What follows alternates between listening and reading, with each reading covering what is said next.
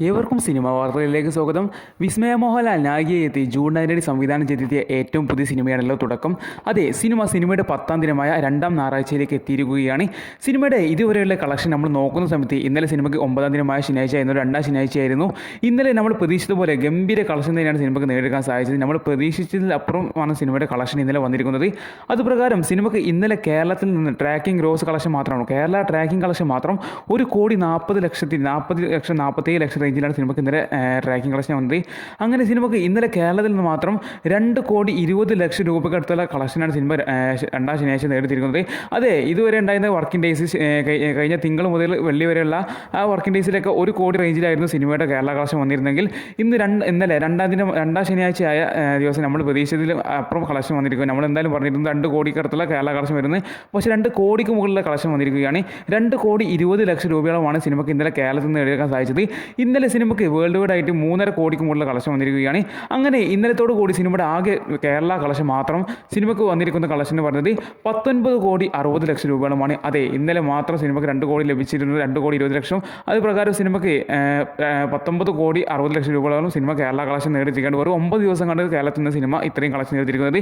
ഇനി സിനിമയുടെ ആകെ 9 ദിവസത്തെ വേൾഡ് വൈഡ് കളക്ഷൻ നമ്മൾ ഇന്നലത്തോടു കൂടി കൺസിഡർ ചെയ്ത് നോക്കുന്ന സമയത്ത് സിനിമയ്ക്ക് ഇന്നലത്തോടു കൂടി 36 കോടി രൂപയോളമാണ് സിനിമയുടെ ഇന്നലെ വരെയുള്ള ആകെ ടോട്ടൽ വേൾഡ് വൈഡ് കളക്ഷൻ എന്ന് പറയുന്നത്.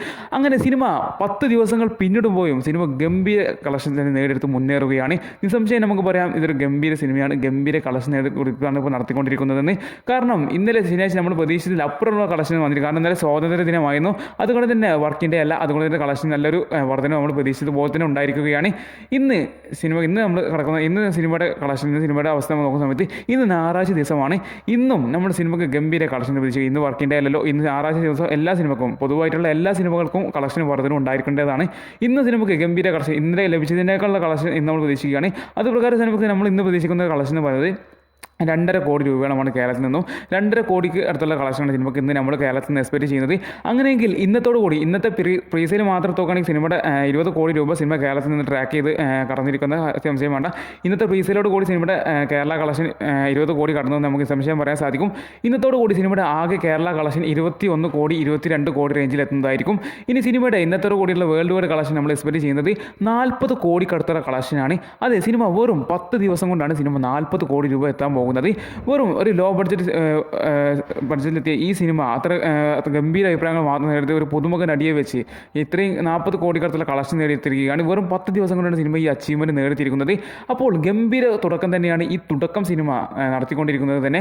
ഇനി ഓണം വരാൻ പോവുകയാണ്. ഓണത്തിന് നിരവധി റിലീസുകൾ വരാനിരിക്കുന്നുണ്ട്. അപ്പോൾ ഖലീഫ മൂവിയോ ആം ഗെയിം പോലെ നിരവധി സിനിമകൾ ഇനിയും റിലീസ് ഇറങ്ങുന്നുണ്ട്. അതിനു മുന്നേ തന്നെ സിനിമ 50 കോടി ക്ലബ്ബിൽ എത്തട്ടെ എന്ന് നമുക്ക് നിസ്സംശയം പറയാൻ സാധിക്കാം. എന്തായാലും നിങ്ങൾ സിനിമ കണ്ടാൽ നിങ്ങളുടെ അഭിപ്രായങ്ങൾ തീർച്ചയായിട്ടും കമൻറ്റ് ചെയ്യാൻ മറക്കരുത്. സിനിമ 50 കോടി എത്തുമ്പോൾ നിങ്ങളുടെ അഭിപ്രായം കമൻറ്റ് ചെയ്യാൻ മറക്കരുത്. പിന്നെ ഇതുപോലെ ഡെയിലി സിനിമ വാർത്തകൾ അറിയാൻ വേണ്ടിയിട്ട് ഈ വീഡിയോ ലൈക്ക് ചെയ്ത് ചാനൽ സബ്സ്ക്രൈബ് ചെയ്യാൻ മറക്കല്ലേ.